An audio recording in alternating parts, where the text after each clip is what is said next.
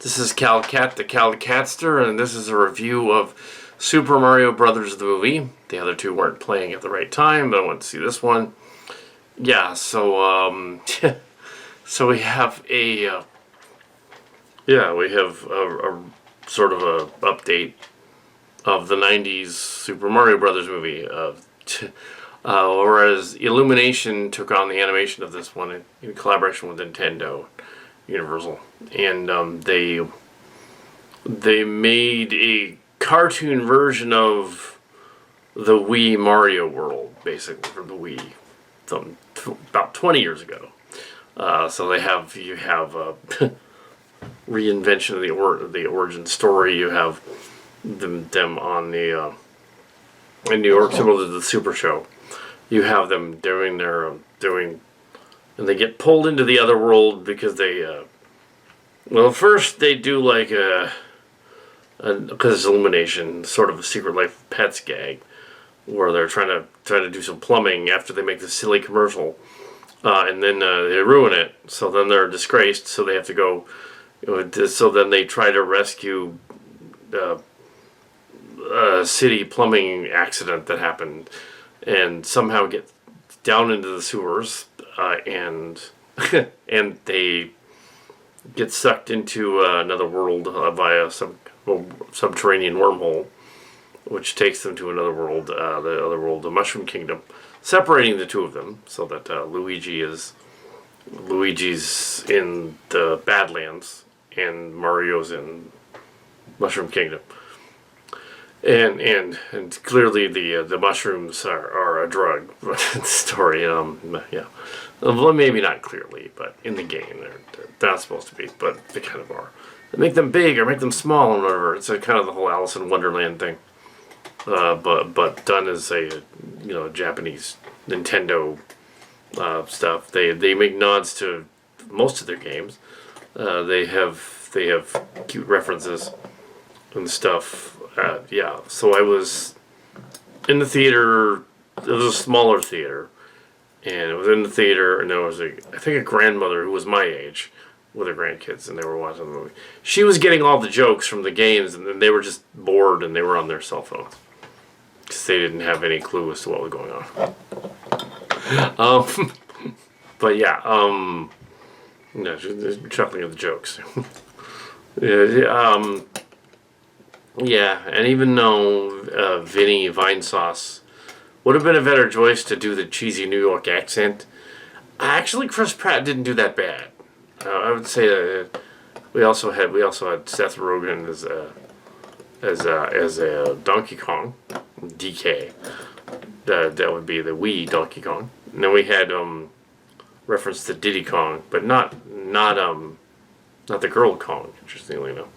But if his dad is the other old King Kong, then yeah, there's got to be the girl ones are somewhere. So yeah, we have Mario getting rescued by the princess, but then she trains him to go so they can go to the Donkey Kong country and get help from them and their army to go and fight Bowser. But Bowser's plan in the story, Bowser, played by Jack Black, is surreal and bizarre because he's doing the whole Beauty and the Beast thing where he wants to and Gaston a little bit too, and he wants to, of course, Beauty and the Beast, the Disney one, was referenced to Beauty and the Beast from the '90s, but also the plays many centuries earlier. Yeah, so it's a twist on that. So we have Bowser who wants to marry Princess Peach, which is obviously somebody's Rule 34 fiction. That is the central driving force behind this movie, and it's really obvious. And it's yeah, anybody in my generation would be like, okay, this is a little weird because we haven't done any of this fiction, but we've seen it. You can't unsee it, Bowser, and yeah. but yes, and clearly they're inspired by that. So we have this well, I don't know if it's clearly they're inspired. Let's be fair. Maybe it's not necessarily that they're inspired by Rule 34, or they're just fanficking their own version of Mario Brothers, the Nostalgia Critic also made fun of brilliantly. Playing the Nostalgia Critic was playing the other critic, basically. On his review of the Cinema Stomp, he was playing the other guy. But I'd seen the movie. Now that I've seen the movie, it was the 2D version, not the 3D version. They up-converted it to 3D, and so it works. It's a 3-act play like other Illumination productions. You have your third act breakup, come back together thing. Oh, he might be lost or he's not, and whatever. There were a lot of clever character references and things. The father and the son Donkey Kong thing going on. There was this emo star who's in a cage that is quoting lines from Nirvana, which was funny. It was quite hilarious. I guess for the millennials in the audience, they laughed, but I got it. Yeah, I got it too. The post-millennials though would have no idea at all what that is. Yes, if a little blue star says, "I want the sweet release of death," that is definitely from the '90s. And it's funny that that's in there. But yeah, so we have an odd sort of number of characters. We have a little Koopa mushroom guy. Not a Koopa. It's something else. He's not a Koopa. He's King of the Koopas. Is the other guy, Bowser. So he's a little mushroom dude. And he's brave and everything. There's a funny. There's an earlier line where they're fighting the. Bowser's introduced to this flaming sort of thing, and he's like all destructive, and he attacks these little frozen penguin guys, it's in the trailer. They're cute. We can't kill them. That's pretty funny. But yeah. Yeah, so there's jokes for adults and there's jokes for the grandkids. You get it, not so much the kids with the grandkids.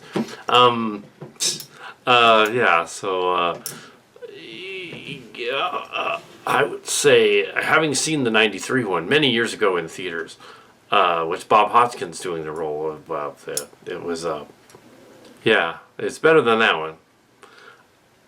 It's like watching a live-action cartoon version of the Wii version of all that stuff. So you even have Mario Kart in there, a lot. You have the Rainbow Kart thing. You have the Mushroom Kingdom.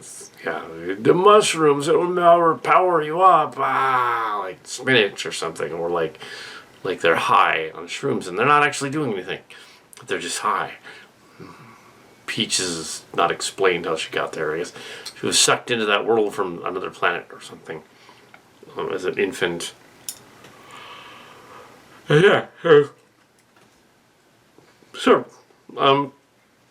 Completely salvageable, fine Illumination movie. It's completely, it's fine. There's really nothing bad about it. Except for the weird references to adult internet that no one else would get, honestly, if you're the Rule 34 part. Yeah, I don't think anybody's gonna, any kids are gonna look that up just because, well, they might, but ew, they probably already have if they're teenagers anyway. And it's not part of this canon of the series anyway. I'm sure the Nintendo people are annoyed that there's dirty cartoons of their characters. Anyway, but this one is not a dirty cartoon, so it's perfectly fine.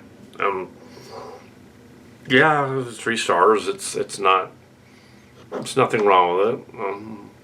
I don't think it's 3.5. I think it's 3, so it's a little above average. It's nice that Illumination got to do stuff. The accents don't kill it. They tried to do the accents. And actually, the people that were complaining about the Pratt accent thing being a bad idea don't realize that there was a period in the Super Show, and also a period later on during the Wii games and stuff, where he didn't have a thick Italian Brooklyn accent. So there actually was a period where he didn't. So they're taking after that, so it works. The thick accent was the other guy after, I forget the guy who was, everyone else on the net knows who played him, but I don't. That's the older guy. Did a lot of the voice acting for the early stuff, the cartoon series in the 80s and whatever. That guy, his accent was just kind of roughly Brooklyn, a little bit, just kind of. It wasn't that strong. You go back to the early stuff, and then they got some other guy to do it who poured it on a little thicker. Then he left, and then they got some other guy. And when he came back, they were all like, "Oh, we're not used to that guy," but it was actually the guy that originally did it. He's now an old man. He sounded old, so. Anyway, so yeah, I don't think it's a problem, really. And it'd be kind of cool if they sounded like they was from Brooklyn. They was Italian plumbers, but they don't, Like Werewolf Fuzzy Face kind of sounds. Werewolf Fuzzy Face is actually more like he's from Chicago, but he's got a little bit of that. Yeah, wrong. Yeah, Chicago. He's not from Brooklyn. But if it was from Brooklyn, he'd be like a Ninja Turtle, Yeah, he'd be like Raphael. You tell me you paid money for that. Jose Canseco bat. You paid money for this? Oh. Anyway, yeah. You've probably heard like voices during my fan films, but I'm not famous. Just in locally. I did not do any Mario stuff, any Mario voices. I wasn't in this one. There was no Kal Kat moments in this movie, which was surprising and interesting. I guess they wanted to leave Wario and Luario for later on, the other brothers from that didn't get in Smash Brothers. They were upset about Smash Brothers. They weren't included in it. They do reference Smash Brothers in it, though. They reference everything. They do Donkey Kong and all that. If you're going to do a movie version of all of that, with all the jumping and flying and floating and all that stuff, this movie does that. It does that because it's animation. They can do whatever they want. And that's very freeing for the audience. They can do that. So that was cool. Yeah, that was well done. It's probably one of Illumination's better movies, which is saying something because usually they're kind of cheesy. Ooh. And you're probably going to ask, okay, did you like or dislike Despicable Me and the Minions movie and all that? Or Secret Life of Pets. Oh, I've seen a lot of them. Yeah, and yeah, Despicable Me 1 was fine, but 2 was a little weird. The Minions movie, I didn't mind the Minions movie. First Secret Life of Pets was good. Second one was not worth it. They didn't need to do a sequel. So yeah, I didn't see Sing 2, but I think that was somebody else. So I saw Sing 1, not Sing 2. Yes, yeah. So yeah, usually sequels aren't as good. If they do a sequel to this, it won't be as good. Yeah. And then they can introduce Mario and the other guy. My only connection to it is the conventions of Fanime, mainly Fanime. Yeah, I don't think they were at the other one. They were at Fanime. There's an acting troupe that does a local acting troupe that does the two brothers that are Mario's other brothers from the Wii, the Wario and Luario, the sort of evil Pie Man brother dude and the shorter one, and the Wah guy, and they aren't part of the canon. They're just actors, and they go out there and they do a sketch, and they come out and they do the sketch. We featured them on the Kal Kat show a couple times, so they were there last year, actually. Yeah, maybe they'll be this year too as well. And they were here way back in 2018, 2019 as well. So yeah, so they were in both. Yeah, so they were in the background. We didn't feature them. We didn't interview them or anything. Yeah, wasn't like that. Sort of like when I wear an Adam Savage shirt from the Adam Savage convention. Doesn't mean I'm him. I'm not him. I just have a shirt, collector's item thing. Come on, all right. No, that's the shirt. Yeah, you're not that person. You're just wearing the outfit. You're not actually there. You're just wearing the outfit, and that's cool. You're a fan. You see. Yeah, so though I didn't see any previews because I got in late and I wanted to just see the thing. And yeah, there's my review of the Super Mario Brothers 2023 movie. 30 years after Super Mario Brothers 1993. Wow. Yeah. I'm not going to do a review of the 93 one.